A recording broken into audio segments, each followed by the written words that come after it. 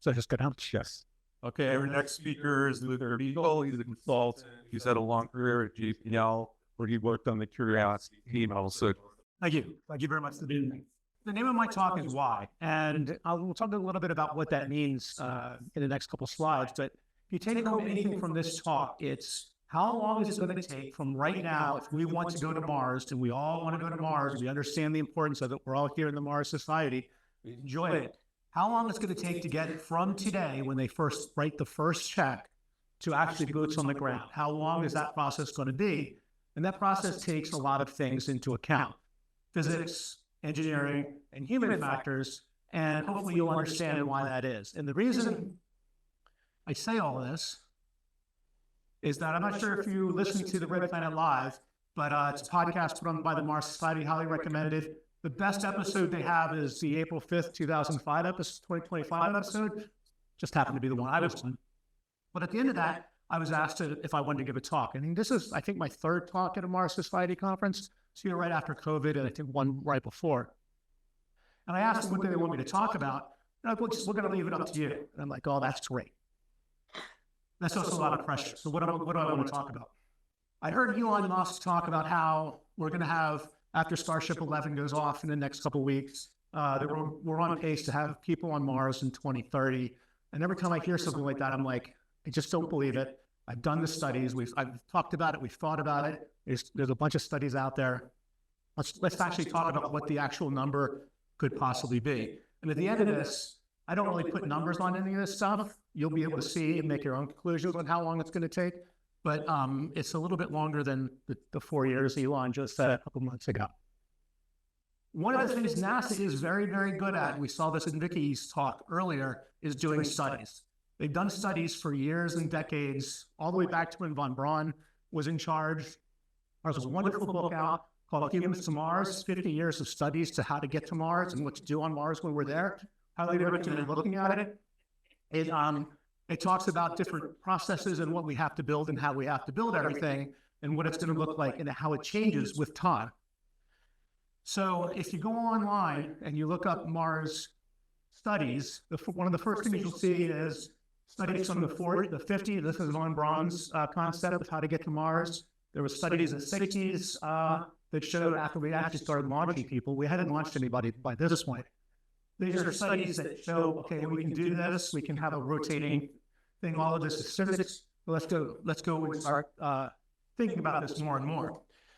One of the things that I did way back when in the late aughts, early 10s, is there's a series of Mars-related architectural studies called the Design Reference Architectures. This is reference 5.0. They even do it back in and add in addendums to previous studies.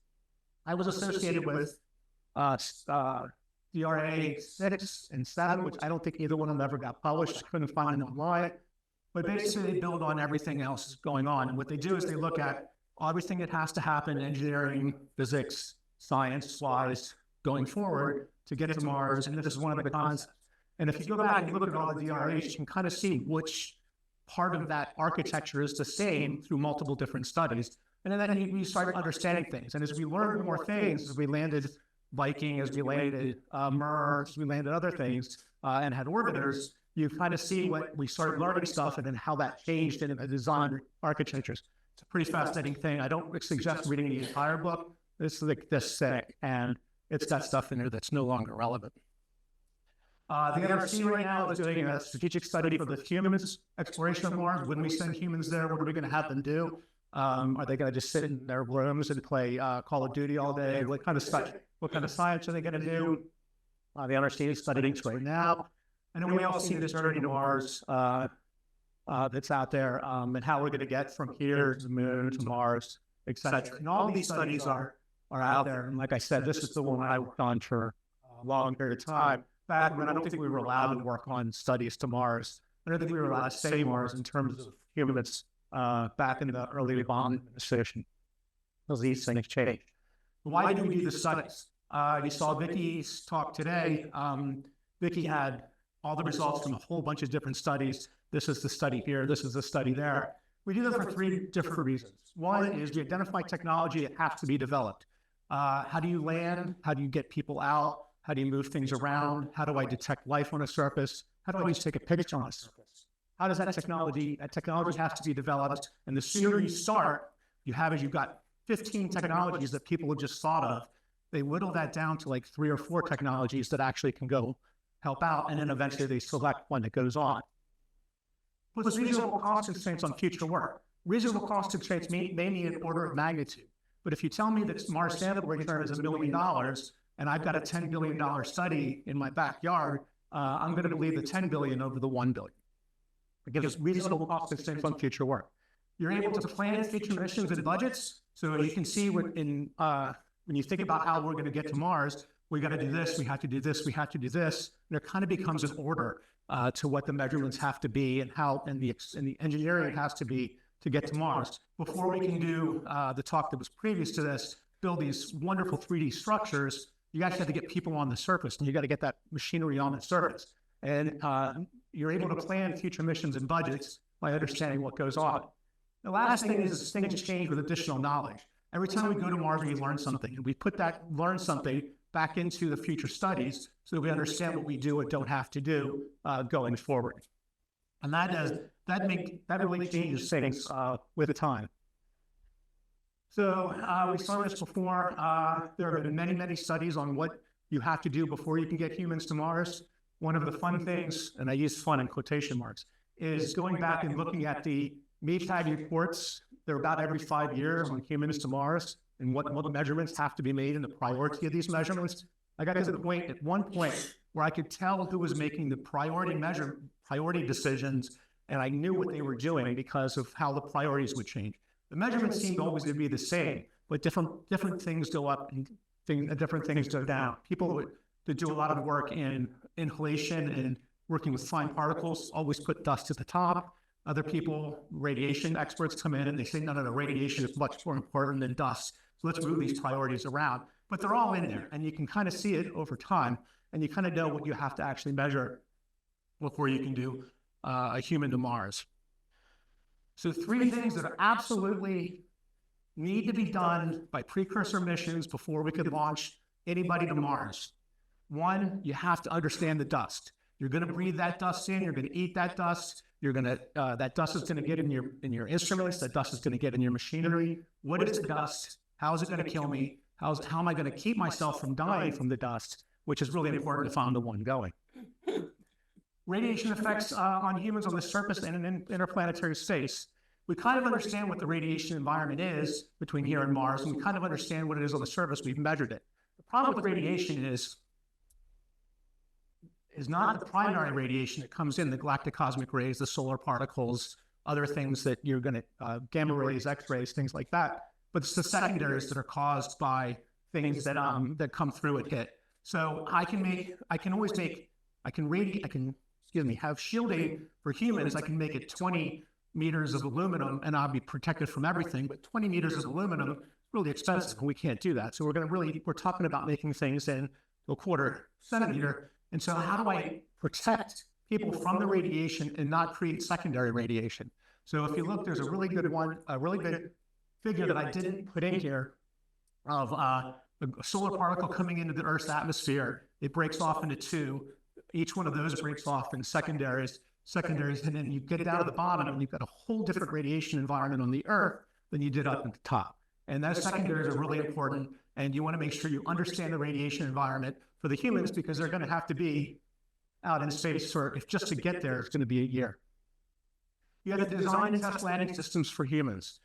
Things scale. Right now, we're very good at landing big, giant, maybe 1,000-kilogram rovers on the surface of Mars. But we can't take that landing technology, the sky crane, and scale it to something bigger. It doesn't work. You're going 40,000 kilometers an hour. When you hit the Martian atmosphere, you got to go to 0 miles an hour in 8 minutes. Dumping all that delta V is important. Design and testing of the landing system for Mars. And testing is really key here because I'm not getting anything that hasn't been tested. I trust you. I trust the engineering. I trust your models. But I want to see that the thing has worked before you're going to get me on a rocket, a bomb, and send me off and have me land. I'm not going to trust the models. I want to see actually some of it work. So cost, schedule, and risk. I'm going to talk a little bit about missions and mission concepts right now. Cost, schedule, and risks are all interrelated. For a typical mission, you're given a cost and you're giving a time that it needs to launch. And then from there, you can understand what your risk profile is. Now, you can play around with these knobs if you want. You can make a mission that is, I want to make a mission much less risky, sending humans to Mars. That cost is going to go up because you have to do more testing, you got to do more design work, you've got to really understand everything much better. Risk goes down, time and schedule goes up.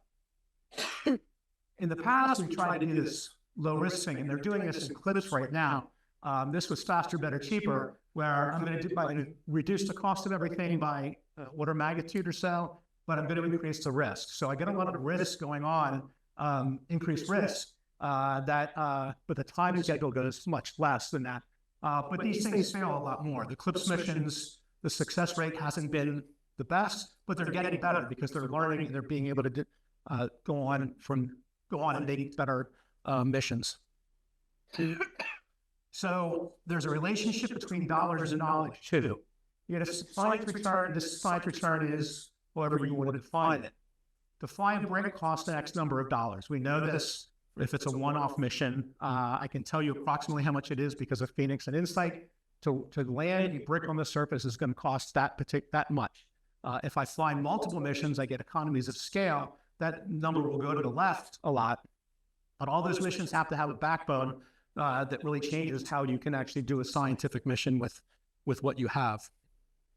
For landers, there's a certain science return for different costs. You can go in and turn your knob a little bit and say, I want a little more science. I'm going to put a little more money into this. But the science is going to come to this much because if I land here and I can't get to that rock over there, and that's the best rock in the history of Mars, I can't get to it, it's really not going to help me out. I'm stuck within wherever I can reach and whatever I'm trying to measure.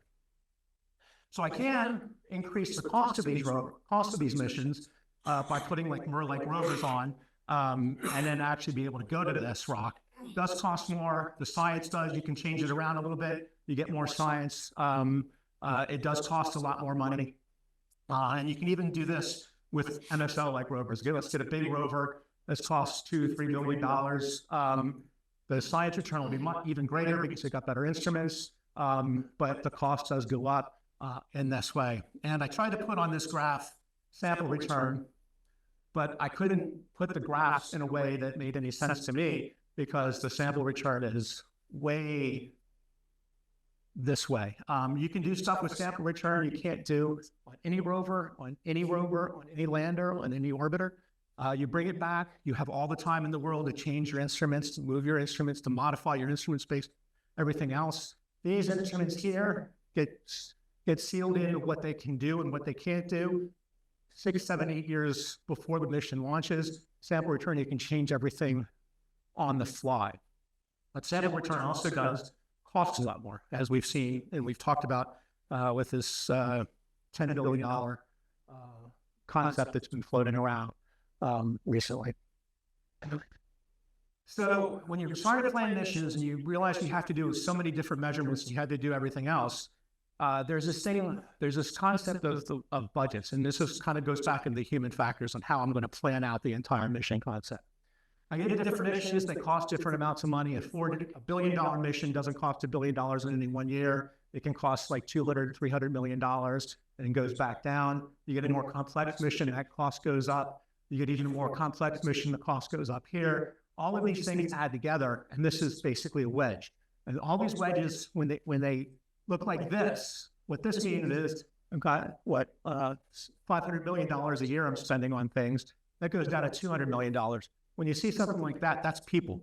That's not anything else. So at this point, if we're doing this wedge for Mars and Mars exploration, this 2-year period of downscope before we actually get another mission coming in, all these people have to find something else to do. And that becomes very difficult. So what we really want to do is you need to be able to plan these missions in such a way that each mission adds on to each other one. We get a nice flat top at the top, and then when things fall off, that we add missions in there so that we get people going straight across. This is the human factor. And And the reason all of these things exist, and the reason I've talked about all these things, is what about the physics? You've talked a lot about, obscure science, costs, schedules, things like that. What are we really talking about in the physics? Well, we all know this, but this has a lot of ramifications in that when we launch from the Earth to Mars, basically the spacecraft has to travel 9 months to catch up with Mars. That 9-month period in cruise, not a lot else going on. These launch windows open roughly every 26 months for a Type 2 orbit, and I'll talk about what that is on the next slide. But you have to plan every 26 months you can launch another mission, and you've got to be ready to go if you're going to do a whole program to get humans to Mars. Different types of orbital trajectories. Some take a long time, some take a lot of fuel, sometimes have flexibilities, and then how we're actually used them. Delta fuel is important. The more fuel you have, the faster you go, the more you have to dump at Mars, and you have to develop that technology to reduce the amount of energy you have to get to the surface. So while I can go very fast, I got to design a whole system to slow down from 440,000 kilometers an hour to 0 kilometers an hour in 7 minutes. I can do lower fuel, but then my time to Mars goes up. I have still narrow flexibility in the launch window. Some of these I can do wide, so if the mission doesn't really matter when it gets there, when it launches, I can shoot a ballistic or continue with thrust. I have these knobs to play along with. But everything is a train study. Everything is moving in 3-dimensional space of how long it takes to do this, how long it takes to do that. Then we get to this is the most convoluted slide I have, I swear. But it explains what has to happen. This is for a scientific mission, not necessarily what I would do if I was in industry, or if I was going to do a lot of different missions. But this is I'm going to go make a precursor measurement at Mars with this particular hug. Pre-stage studies, concept studies. Do I need a rover? Do I not need a rover? Can I do this on an orbiter? Do I need a drill? Do I not need a drill? Then I go into a 6-month, what's called phase A. This is where I'm looking at technology development. What new technologies do I need? What instruments do I have? How does this instrument fit on the rover, lander, or helicopter?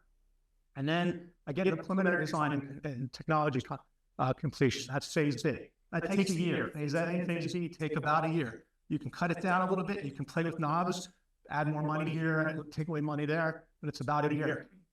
Phase C, and this final design and fabrication, that takes about a year as well.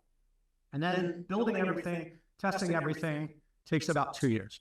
Now, you look at this and you're thinking to yourself, well, they must be really good at doing this. Well, the instrument I was the PI of, Sherlock, we were starting phase C. We had designed the instrument. Everything was looking pretty good. And then somebody said, well, what happens when we make the instrument and squish it? So the way the rovers fit in the aeroshell, they get squished. And when you squish the instrument, you pack it up in what's called the squish plug configuration.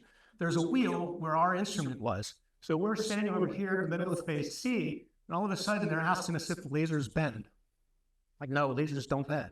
So we had to come up with a completely different design, and that's why everything flows like this. You basically start maturing different parts of the rover, parts of the hardware in different phases, and then eventually you get to the point where you're testing, launching them, and you get phase A. Landing takes about 9 months after you launch. The first test results come back maybe a month after that. You got checkout, and then you start the technology development for the next mission. This is a good estimate of what a costing would be for a stationary lander in FY 12-ish dollars. But then you got to follow a mission. So we talked about precursor measurements. If I wanted to do what the dust is, I want to try and figure out how the landing is. I've got to make these measurements, and then I got to flow that into engineering so that you can go test it out. So if I'm going to just focus on mission on dust, I get this, I get there, I do results from the mission, and then I want to say to myself, how am I going to keep the astronauts alive? How am I going to remove the dust? How am I going to make sure that filters don't clog? They're not breathing stuff in, that if they breathe it in immediately, they're going to die. How do I do all this? By this point, I want to test it out, make sure everything is good, and then I am it on a different thing. You can see from the testing of a Mars mitigation or dust mitigation strategy, I've already bought myself 10 years. 10 years to just understand dust. The missions can do more than that, but that whole process takes 10 years, and there's really not a lot you can do about it because you got a 26-month launch window. Even if you cut this down by a year, you still have to wait for the launch window down there and back everything out from there. And that's where things start getting a long time.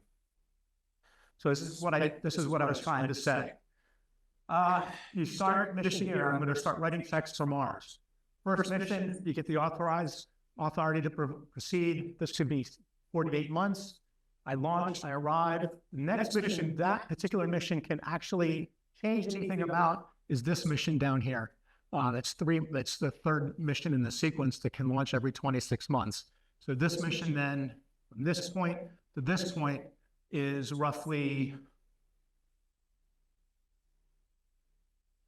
now if I put on there, roughly like 9 years, I think it was. I did the math on it this morning. Or 13 years, hey, look at that, 13. So, and that's assuming that you get the engineering correct and you don't want to redo another engineering thing, but then you're just adding another 6 years on top of it. So these things start adding up over time, these things you have to do in an order. So now you're probably thinking to yourself, if I know this is going to be out budgeted schedule, I would have gone to the bathroom, I'd have gone out and watched the University of Oregon game, catch the Final Score football games, but it starts becoming real. So one of the things I've been doing in my free time is I've been going up after the fires in the Eden Canyon fire. There was a rainstorm that flooded out and destroyed a bunch of the trails up there. I've been going out helping people get the trails. This picture was taken after 2 hours of being up on the trail. I had a mask on when I was up there, and I had safety goggles on when I was up there, and you can't tell that anymore because the dust from that, just doing that for 2 hours, got the other side of that. It's gotten in my eyes. It's on here. This shirt. These shirts come pretty dirty now. They're already pre-stained. The dust is just miserable up there. And this was from a 2-hour time period. If you look at what the Apollo astronauts did, this is Gene Cernan in the Apollo capsule. He was out for approximately 2 hours. And if you can see this, it's not a very good picture on here, but his whole face is covered in dust. He's breathed that in. He's been out for 2 hours. He did a 2-hour walk on the lunar surface, and he's breathed all of that dust in. If that dust has chemicals in it that are bad for you, if it's sharp, if it's asbestos-like, that's really bad for your health. And if you're now on Mars and you've been on Mars for 9 months and you're breathing that in continually, it really reduces your lifespan. And we're trying not to get reduction of lifespan. So there's a whole overview of lunar dust toxicity, and you can do the same thing for Mars. The Mars dust and the lunar dust are different. Mars dust has chemical reactions in it. It's a different material. It's different gardening. Micromedia impact on the moon causes the dust to be a certain size and shape. On Mars, it's a little different. Plus, there's different types of Mars dust that you really need to understand because they're going to read it and you need to be able to figure it out. So the dust categories for all of this, the hazard category, mechanical. We kind of understand a lot of this now because we have rovers been going for 10 years. We understand where the abrasion contamination can come from, effect on the equipment degradation. For humans, it'll be a little different, but I'm sure there's an engineering thing around here. Chemical, there are perchlorates in that dust. Perchlorated are bad. There's other oxidants in there as well. You don't want to breathe it in. Human toxology is going to be bad. Operational, dust infiltration, are your filters or your food going to be clogged and reduce power? Are you going to be able to breathe correctly? You need to understand that. And biological, the longest issue inflammation is really bad. When you go up to the mountains and you play around with that dust, you do feel it the next day. It feels like you've been in New York City, or not New York City, but a city with a lot of pollution. You can kind of feel it in your lungs. So then there's radiation. There are two different ways to get there back and forth. This is the typical one that I like. It's a 9-month cruise out, 500 days on the Martian surface, and then 9-month cruise on the way back if you bring them back. There's other orbits you can do. There's the Earth to Mars 9-month, and then there's the Mars back to Earth, not going by Venus. I don't think going by Venus is a good idea, and for multiple reasons. And then you come back. But this is really 60 days on the surface, 18 months back, 9 months. You're in deep space for 9 months. And the reason why I said this before, the reason why this is important, this is one of my favorite pictures from an old paper on the moon.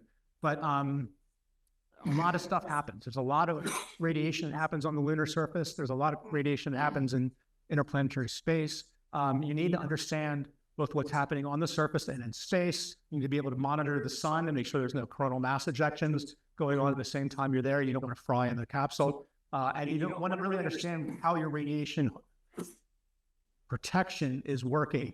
Are there secondaries? What are the secondaries? Is the secondaries high in gamma rays? Are they high in X-rays? Are they going to kill the people?